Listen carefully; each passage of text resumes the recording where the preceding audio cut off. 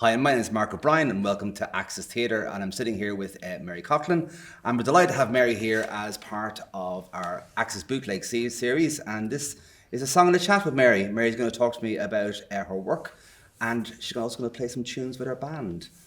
Mary, hiya. It's great to be back, kind of sitting in, even though there's no audience here, but... It's great to be in a theatre, and it's great to be talking to another human being. I know. Apart from myself. A lot of the time in the car now, I just talk to myself and in the house. Really? Yeah. Yeah. I'm talking to somebody, I guess, you know. Come here, do you, a question before we get into the songs, do you sing, like, as you're going around? Do you Constantly. Kind of... Really? I drive people insane. People send me texts on... that messenger thing, yeah, or Twitter private thing. Yeah. I heard you in Supervalued this evening. It was great. I love that song. It's not just one person; it's a lot of people, and I'm conscious of. I'm sorry. I'm really sorry. They said, no, we're following you around. You know, it's okay. Free concerts. Free. Should charge people to follow you around Supervalue. Sister Stan, Stan. Yeah. I call her Sister Stan. Asked me, to do something for a while ago, and she's like, it's just really. When I'm really at peace, it comes out. It's weird. Yeah. If I'm comfortable in a situation, obviously in super velour, I just sing when doing everything. I sing in the car, and when I come to the traffic lights, if people are looking at me, I just maybe they don't know who I am, and maybe they think I'm talking to myself, and they're all that stuff. They think I'm nuts, Come here to me. So you've put together a special set for us to put out, and it's great. And I suppose a lot of the songs you've kind of chosen go right through, your kind of oeuvre. Let's say. That's right, yes. This first one was originally released by Etta James. Yeah. And when did you start singing it? Or I think I started singing it. Well, it would have been the late 80s. It was real attitude, Damn Your Eyes, it was just one of those breakup songs. You know? But I did it on an album in London at the Mean Fiddler, and it just became one of those kind of anthems then that people, damn your eyes, So I was going to say it's a feel-good song. It's not really, but it is. I'm taking back control, which is like one of the other songs I do later on.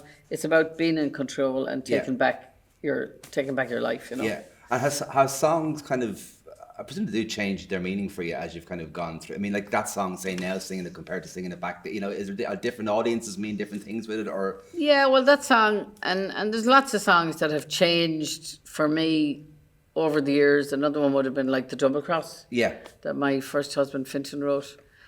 It was a great song, and I knew it was a good song when he handed it to us. But I didn't want to sing it because I knew he'd get paid for it, But when you break the song down, and we met each other first when we were kids living in London, and I was street sweeping. I had a job on Ealing Council sweeping the streets. I was the first ever woman street sweeper in London, in England. And I hitch up my pants and I fake it just like a man. Now when I sing those words, it nearly breaks my heart, because he did actually see me, Wow. And I never acknowledged that as, a lot of anger, in the way. But now I can look back on some of those songs and just see them and take them with grace, how they were written, Yeah. Well, look, we're going to let you go and sing Damn Your Eyes, and then we'll come back and have it. Damn Your Mincers, we got it.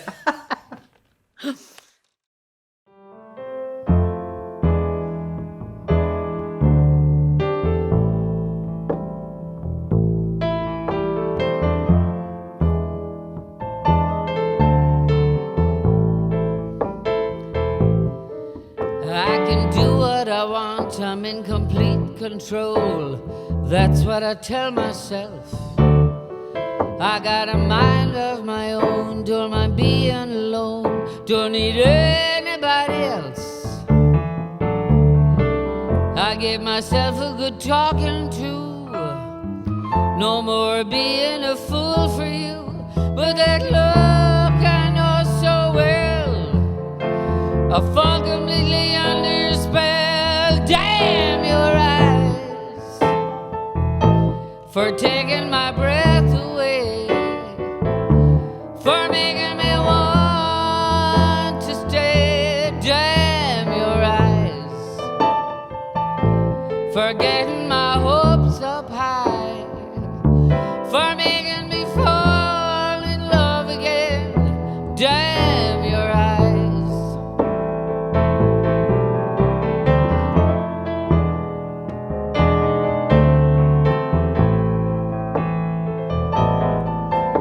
It's always the same. You say you'll change, somehow you never do. But I believe all your lies, that look in your eyes, you make it all seem true. I guess I see what I want to see, or is my heart just deceiving me? But that look I know so well, I fall completely under your spell. Damn your eyes, for taking my breath away, for making me want to stay. Damn your eyes, for getting my hopes up high, for making me fall in love again. Damn your eyes.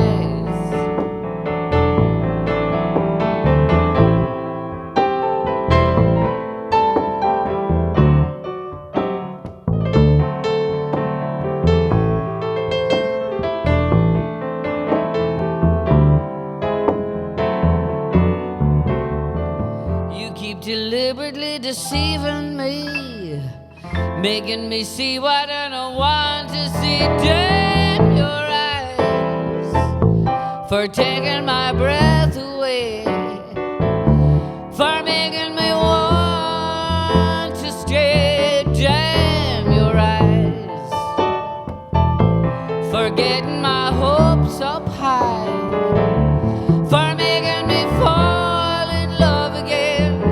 Damn your eyes.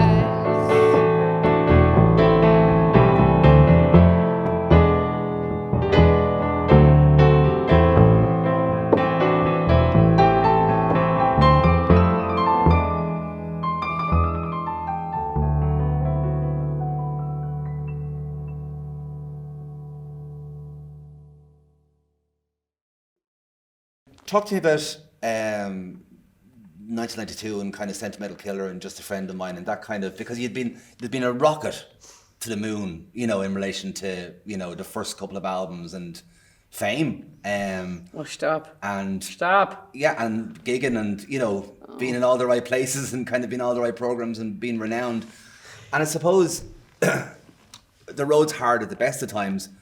And for you, obviously, there was a lot going on for you. But in relation to the kind of the early 90s, in relation to the type of songs you were type of singing, was there a change kind of around it there for you? Yeah, before Sentimental Killer came, Uncertain Pleasures and toured on that album, and you know,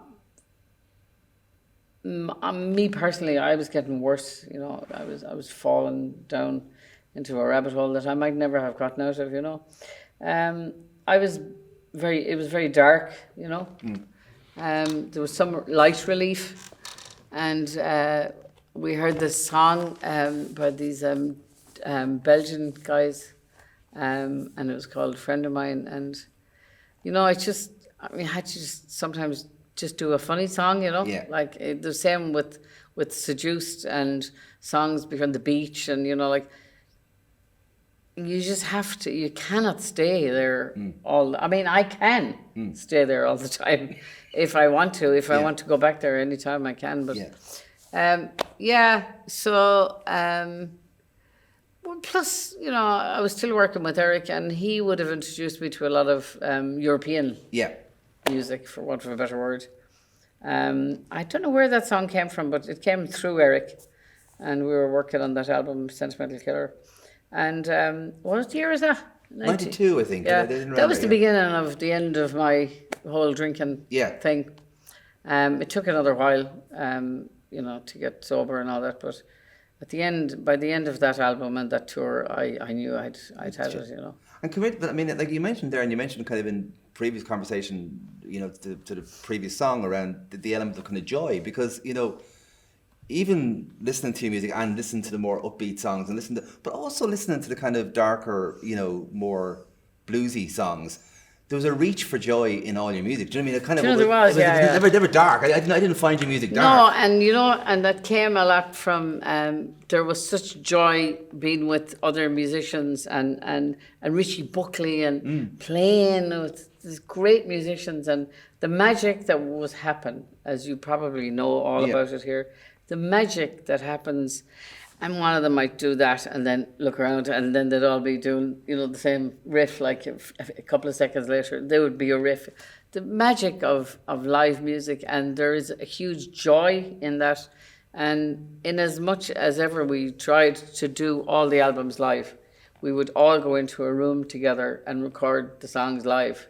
Okay. And like there would have been music written out, and there would be arrangements in mind, but it was kind of quite loose, Yeah. But basically, the drummer would be over behind a box, as drummers should be. And the rest of us would be in a room singing the songs. And I'd say 9 times out of 10, those early recordings were the ones that ended up on vinyl. Certainly the vocal would have. Yeah. And do you find that playing live as well, there's a kind of fluidity to, like, that? Stop. It's no 2 gigs are the same. No 2 gigs are the same, and there's nothing better. But there's also nothing better than being in the studio. Yeah. So it's a joyous thing. Yeah. And we realise that now more than ever. I know.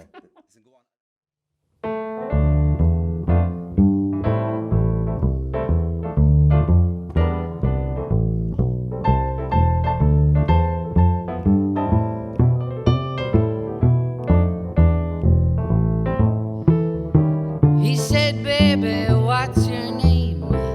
Are you new in this town? Since you walked in, things don't look the same. How about sticking around? The place was dark, the band played loud. His voice sounded kind of kind. He said, well, who's that guy with the funny smile? I said, he's just a friend of mine.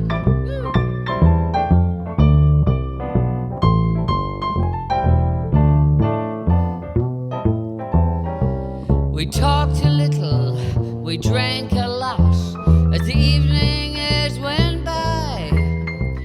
The place got crowded, the air too hot. Let's go outside for a while. The night was still, the air was fresh, as we walked side by side. He said, well, who's that guy following us around? I said, he's just a friend of mine.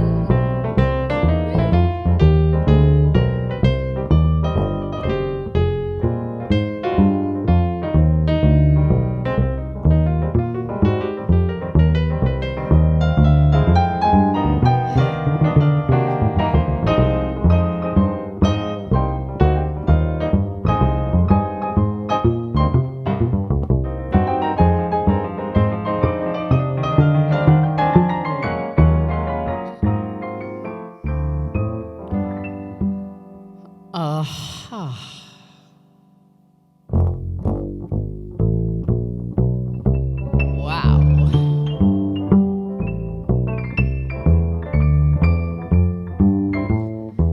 He was nice and gentle, just rough enough to keep me satisfied. I said, go on, baby, drive me crazy. I think I want to lose my mind. He walked me home in the early hours. I said, please do come inside. He said, well, who's that guy in the dressing gown? I said, he's just a friend of mine. Oh, who's that guy in the dressing gown? I said, baby, don't you mind. He's just a friend. He's just a friend. Just a friend of mine.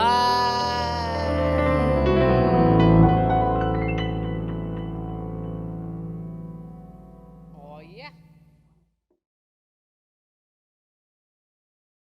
So, I want to be seduced. Many's a concert I was at of yours over the years, and the reaction to the song is just always the same.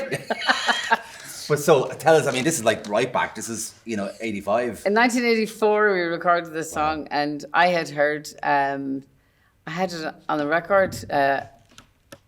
Leon Redbone was singing it. I loved Leon Redbone, and he played a tuba. Well, he had somebody playing a tuba with him, and nothing else. And I said, well, it's about time a woman starts saying things like that now in public. I want to be seduced. I want a man to take me out to dinner. So I switched all the words around, and it got funnier and funnier as the years went on until you have what you have here tonight.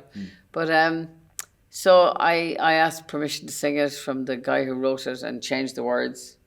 And that in itself took forever because there was no internet or email. So, yeah, and it was picked up straight away. Nell McCafferty, Nuala, they were all Dick Spring, Mary Robinson, they were all over this song, it was unbelievable. Would I sing it here and would I sing it there? And it was a kind of a thing. And I was being more bold, brazen, like, to say it. But they actually thought it was like, oh, this is a really big political statement, But it was because But it was. Yeah. And it became so because I was absolutely blasted for singing it, for saying such thing. I want to be seduced. I want a man to take me. I want a man to get into bed with me and all this stuff.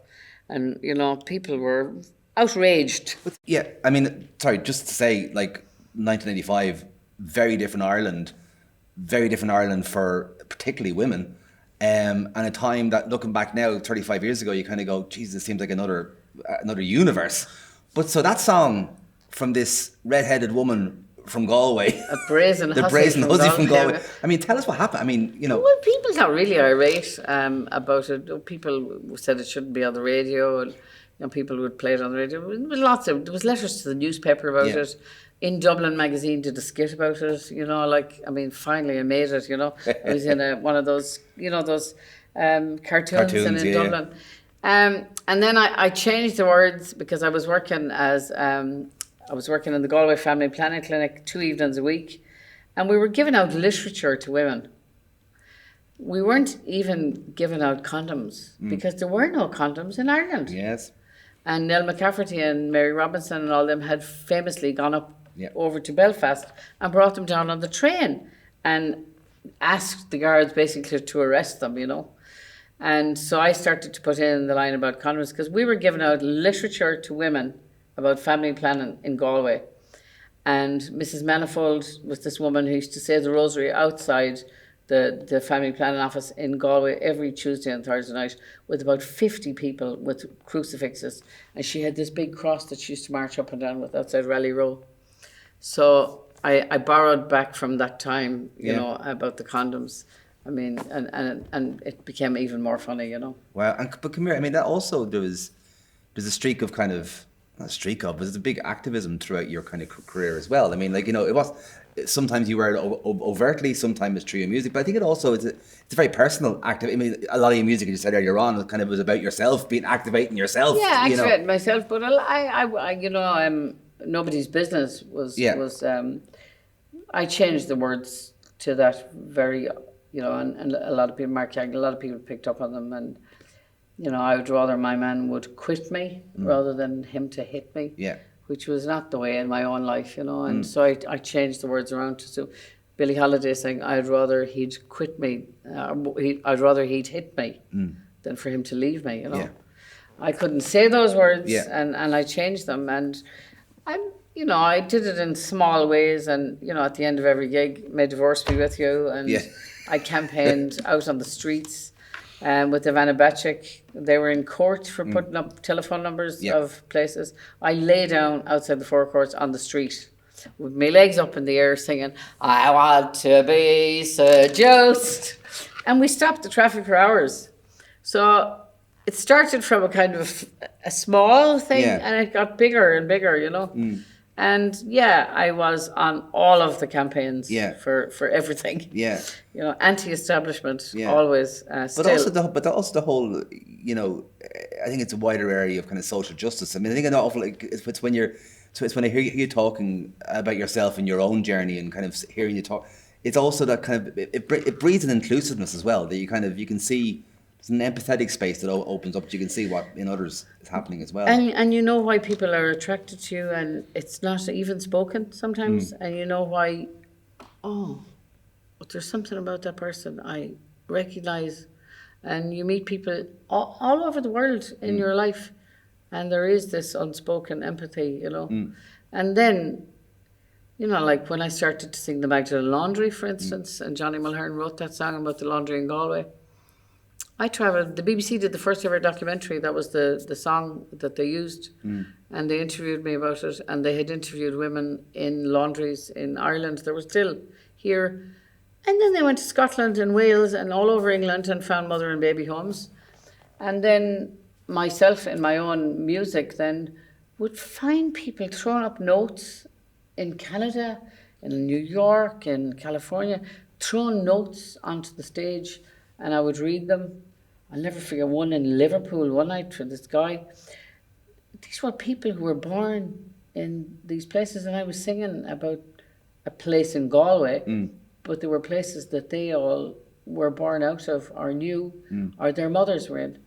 And then I went to Australia, and I met with two young men doing sound and lights. They were Aboriginal, and they had been part of the Stolen Child.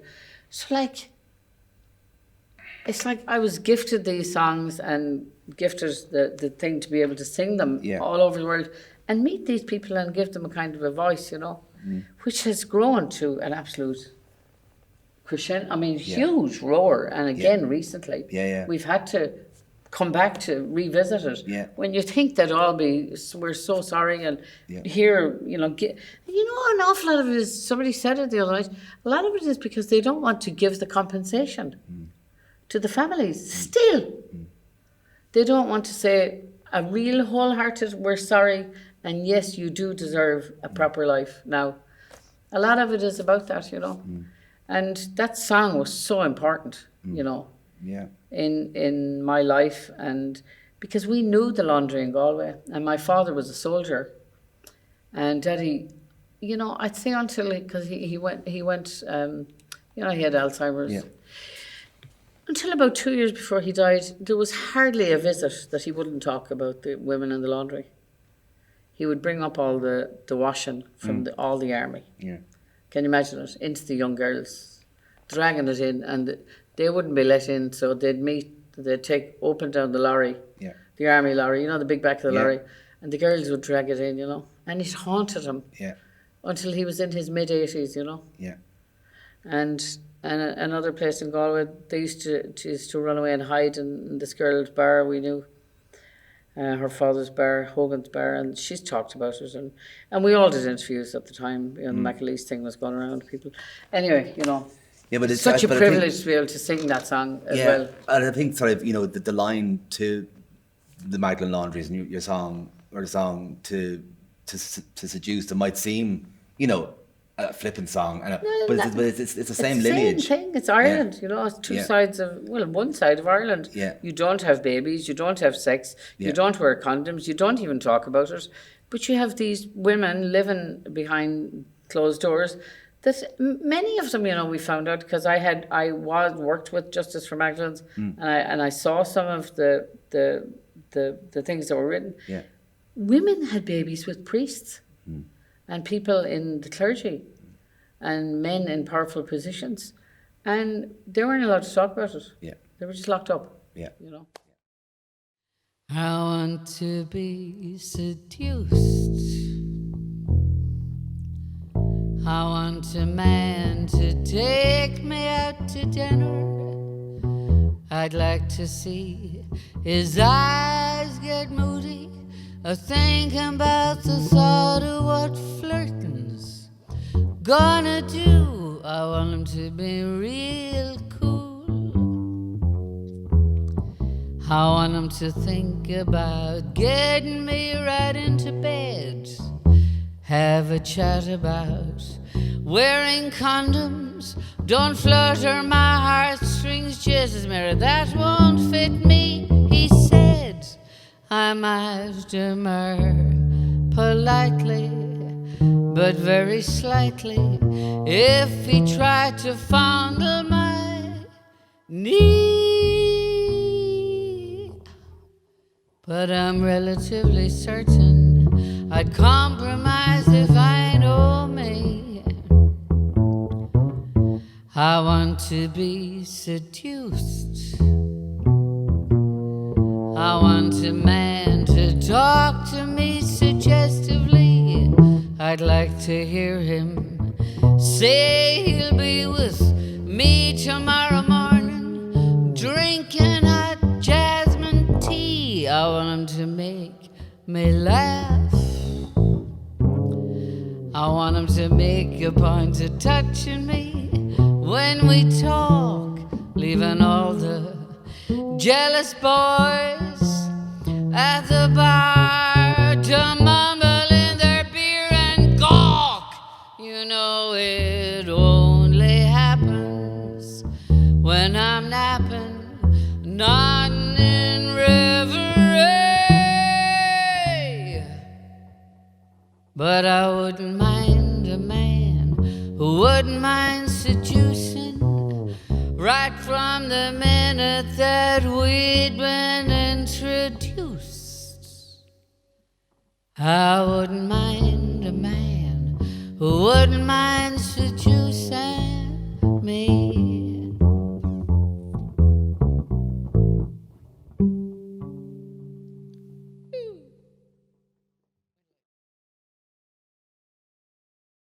Mary, I love that song. Thanks.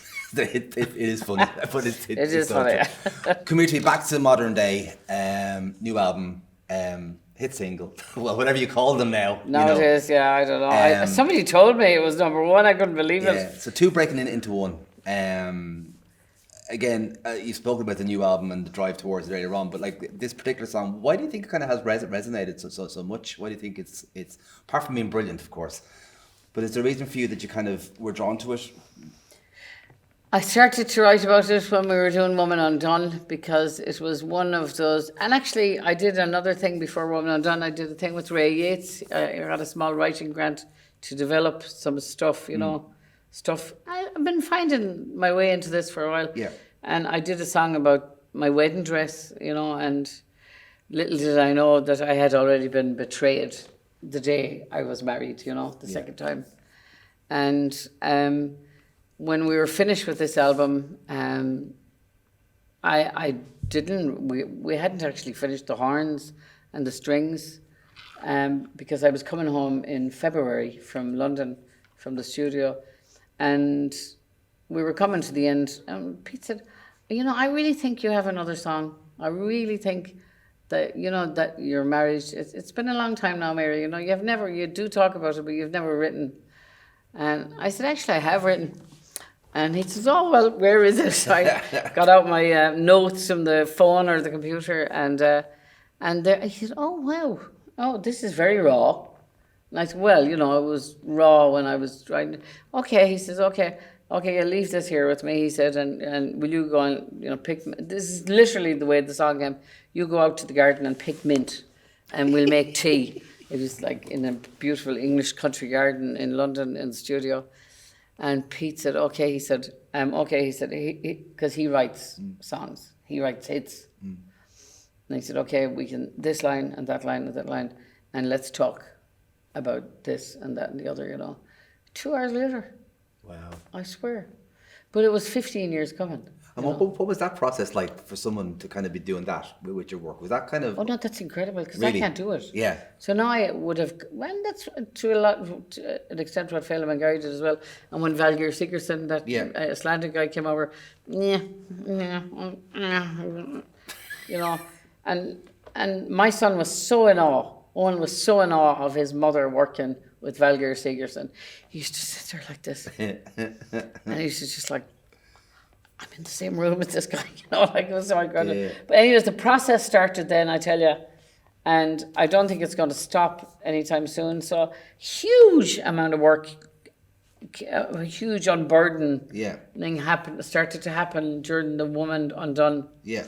And then when it came to working with Pete, I was just able to lay it out there. Okay. I have songs that I've never shown to anybody. That's amazing. And, maybe I'll start. I have them all. Yeah. Written on pieces You've got of the next paper. 20 albums written. No, Mary. I have in boxes with incredible. headed notepaper from hotels. You'd be scribbling away at night, Yeah. and crossing out lines and putting little bits up there. I have so many of them, but I never thought I was worthy of.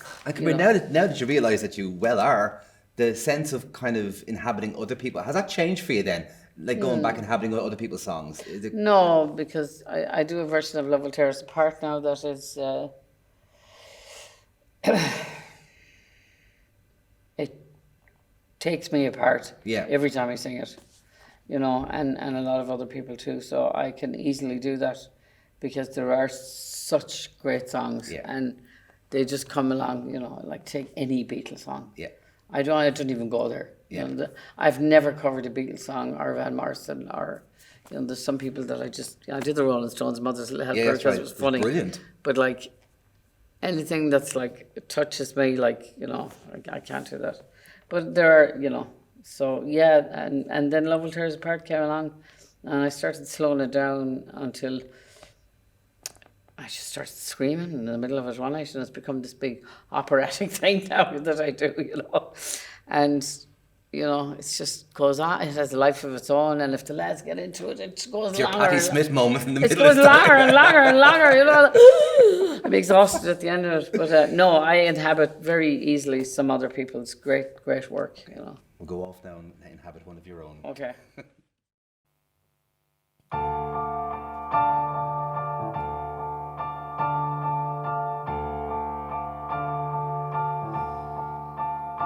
Now we're sitting across the room. Look at me and look at you. Is there nothing you can say to give me reason why you felt the need to turn your back and do the deed? Now you've got the nerve to beg me, don't leave me here. What were you thinking of? Love, love. Now we're two, breaking into one, breaking up 1,000 days into 1,000 blades to run me through. Look at what you've done, carving up your next of kin in spite of everything we've been through. How could you, how could you? Is it really happening here? Do you want me? Do you care? Am I just someone to wear to make you feel someone didn't fit as Mrs. You?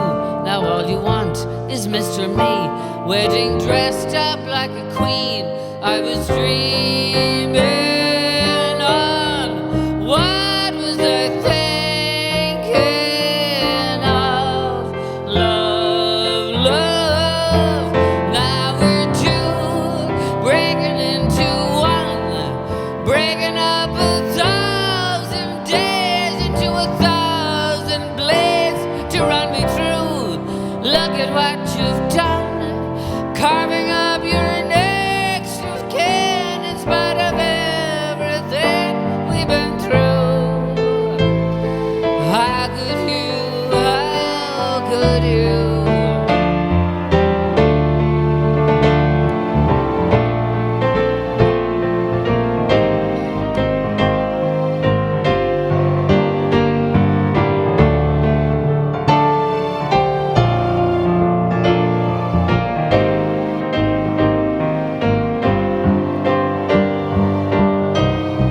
What was I thinking of? Love,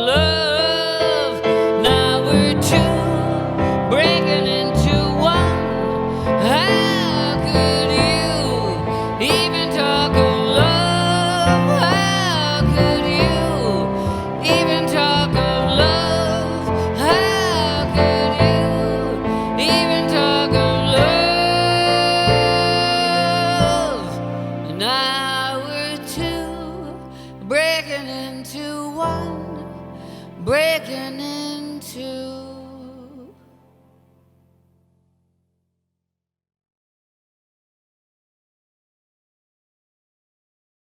Mary, you talked about the next song a few minutes ago, but I just wanted to have a chat to you as well about, you were talking about kind of travelling back from Galway to the eastern seaboard, and both seaboards have kind of, you've from Galway obviously and lived a lot of your life Nice. there, There's a song. but also the fact that Bray and its surrounds have spent most of your adult life there, Yeah. and I think that's always fast, because for me, I love Galway. I'm the other way. I kind of Go to Galway, yeah. Spittle for me is like sort of heaven.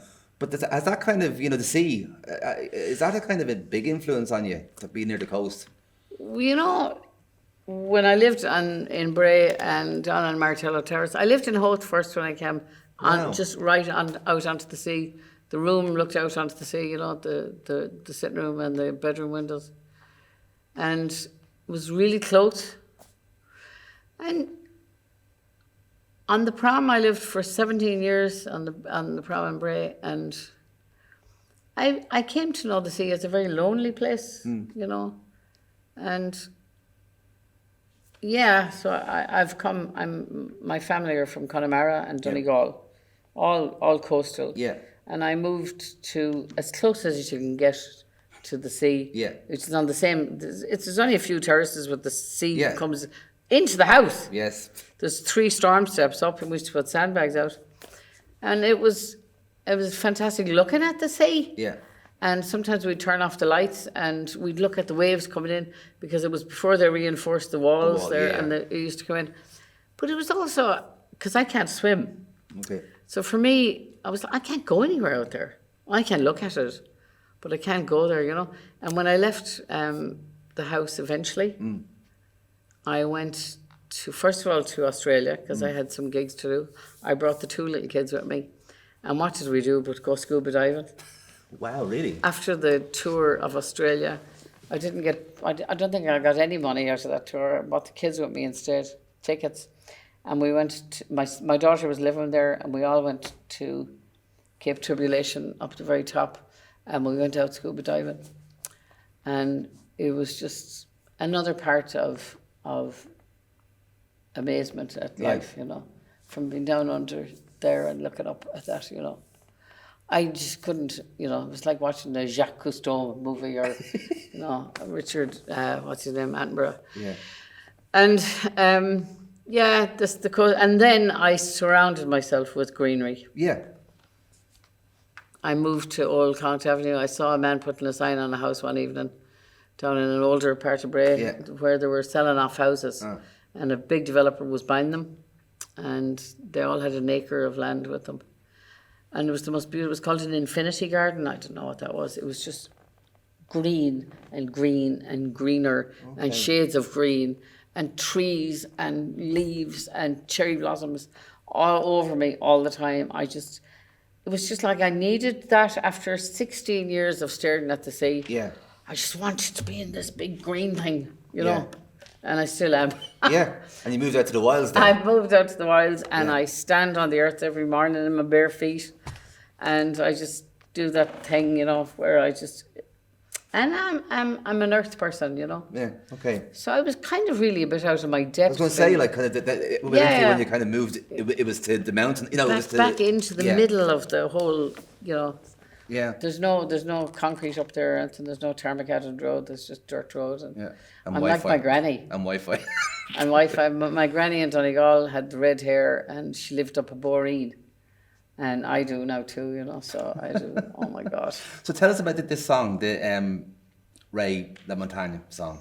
It was just a song that I heard that night, and another song that was, and just so beautiful, But like some of the words in it, I would, if somebody slaps the door in your face, always. I found that in my life, It's just whatever humongous, big, emotional thing that was going on in my life that I am only beginning now, believe it or not, to deal with, because I think I've dealt with, through the Woman Undone thing, my relationship with my father was very much in that, I'm starting to work on a project now. We'll develop the relationship with the women in my life. through another body of songs that I found that I want to work on. But this song, you know, was just another song that night driving home in the car that spoke to me, you know. Yeah. Okay.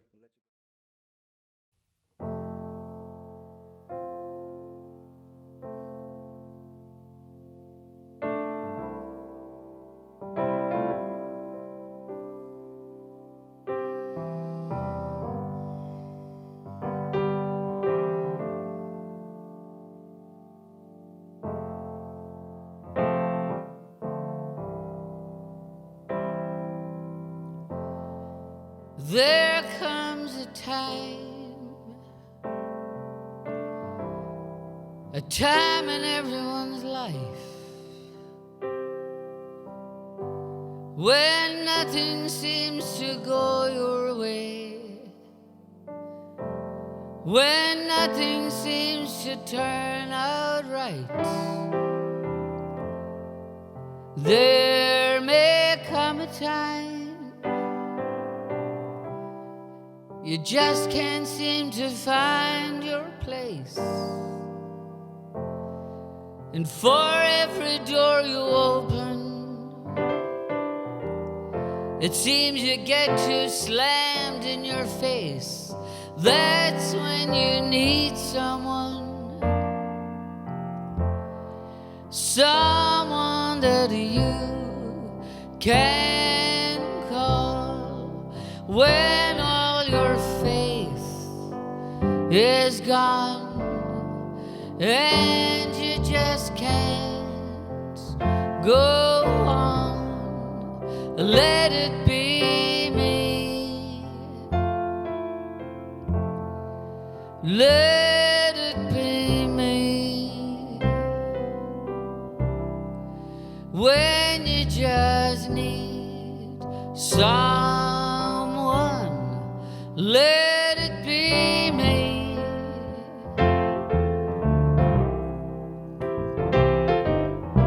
It seems like I'm always coming up last, pockets full of nothing, ain't got no cash. When it seems I have no place to stand, I reach out for someone and they slap my hand. I remember all too well how it feels to be all alone. When you give anything, baby, just to have a happy home. That's when you need someone, someone that you can call when all your faith is gone and you just can't go on. Let it be me. Let it be me, baby, please. When you just need someone, let it be me. Let it be me. Let it be me. When you just need a friend, let it be me.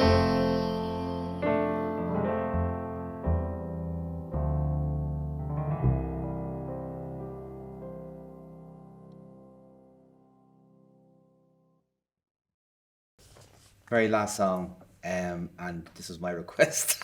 It's funny, like I heard this, I think back in my bedroom, Mark Cagney, you know, and I was kind of go, what's this? Because I was a huge fan of you know, Billie Holiday and Ella Fitzgerald and all that kind of era of kind of singers and Sinatra, kind of, you know, later on. But this song, it's the most horrendously beautiful song that you could ever hear anyone sing. And like, where did it come to you from? Like, what was? Well, it is, and really, if you're doing a gig and you do that song, well, it's all over, you know. Yeah. Everyone's they're like, Yeah. okay, oh, you know, oh God, Yeah. you know. And every time I sing it, there is, do you know that kind of tingle that goes through you like that? All your sense, all the edges of your skin are like that. Yeah. That's well, that and a few other songs, but that song every time, and I don't sing it often anymore. I heard Billie Holiday singing it, obviously, and I heard versions of her singing it. I saw what impacted me more than hearing it was on that film that Diana Ross did, Lady Sings the Blues, which was based on Billie's book.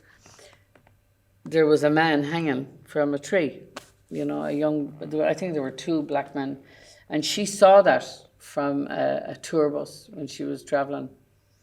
She saw lynchings, you know, and it was at a time in her own life when she was not allowed into the front of a building. She could sing there, but she couldn't go into the dining room or she couldn't use the bathroom. But she could sing in all these posh jazz and these theatres all over America. And she had to be separate from the guys in the band who would have been white, Lester Young Orchestra and all that. And I think when I saw the visual with the voice and oh my God, you know, I'm going to sing that song, you know, and that's what I think about still every time I sing it, you know, and it becomes often, unfortunately, in times in our history, like, you know, it becomes a song that you have to sing, you know. But I mean, it's like when I heard the first kind of mid 80s or late, you know, mid to late 80s, you know, it all seemed so very far away. You know, it was in a bizarre way, it kind of seemed like a different time. You know, because I was younger, so like the 50s and 60s were kind of like eons away. But now you sing it and you kind of go, what has changed? What's changed? What has changed? Overtly, maybe some things, but the undercurrents. Well, you know, I mean, I think we were doing one of those gigs in the garden after the murder of the man George Floyd and the knee on his neck, you know, and people were saying to me, you know, sending me private messages, would you sing Strange Fruit that night? And I couldn't, you know. I just actually couldn't sing it, but I did sing it a few nights later. It was just like, okay, you're singing about other times, you know, Mary, but this is like in everyone's television. Everyone can see this now. This is not a movie. It's not written in a book. It's not sung in a song. It's on the television, you know. And then I did sing it, and for many people, you know, it was and the guys in the band, they were just like standing there, you know, and you could hear them, you know. Yeah. They were upset, you know. But there's a sense, it's a great sense, again, and it's something mentioned earlier on, it's a kind of that sort of, it's the wrong word, joy is the wrong word, but beauty, I think Beauty. The phrase that returns to me, that song, the lyric is that's the scent of magnolia, sweet and fresh. And I'm even, never able to say that. No, but I think you do. I think it's but the fact, and even on the album, and I've heard, you know, I've heard versions of it. But like the gorgeous reverb when your kind of voice just kind of carries on that line. Yeah, I love that line with the horrific things that are going on. But isn't that life? Yeah, there's still a nature and a life there that's kind of hopeful. You know that.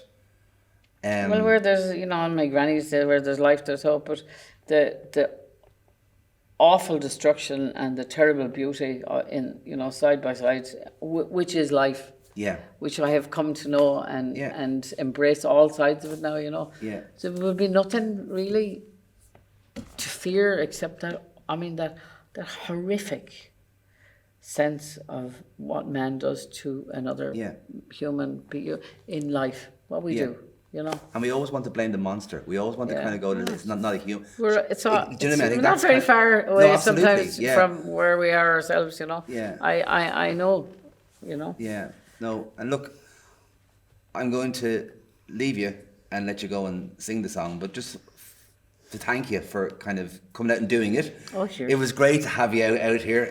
Great to be here.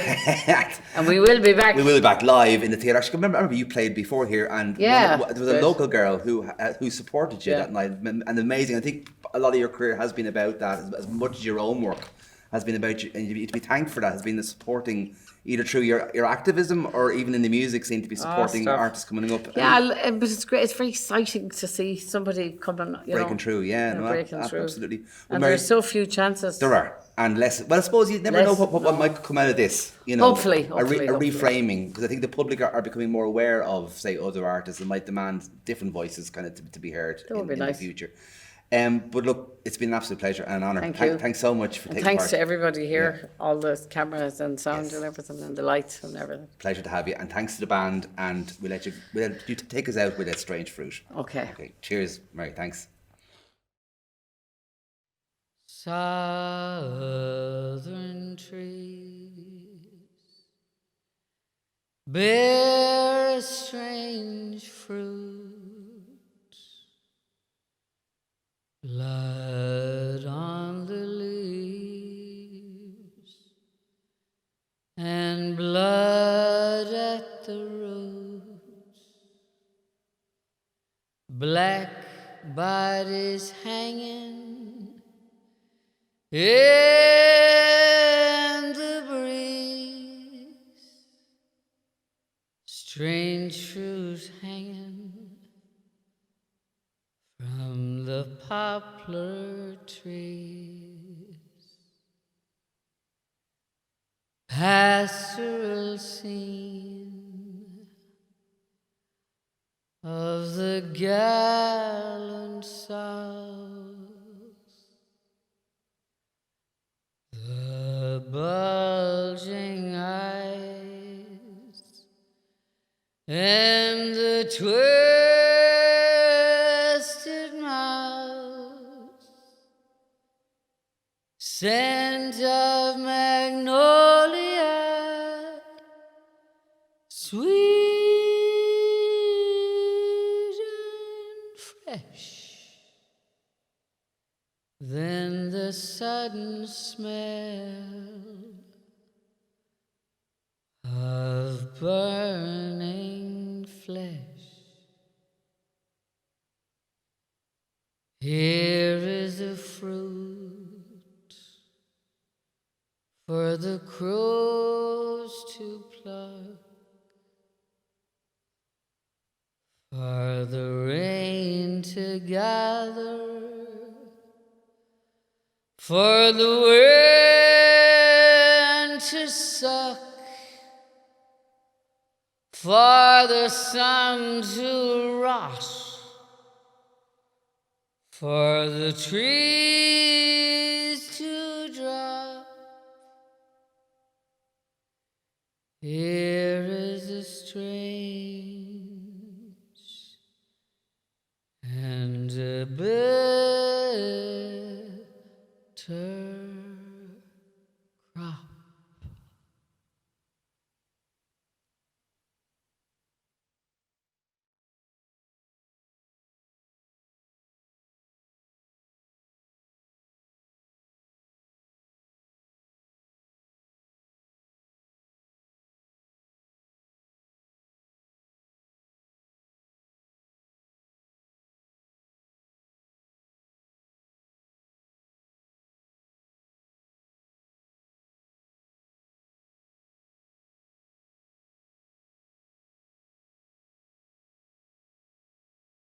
Well, I just got given a CD as a gift, and not only that, there's a beautiful little photograph, Mary, a picture of yourself with flowers from the hills. Self-portrait, Well, darling. I tell you, that's going to be framed and go on the wall in my house.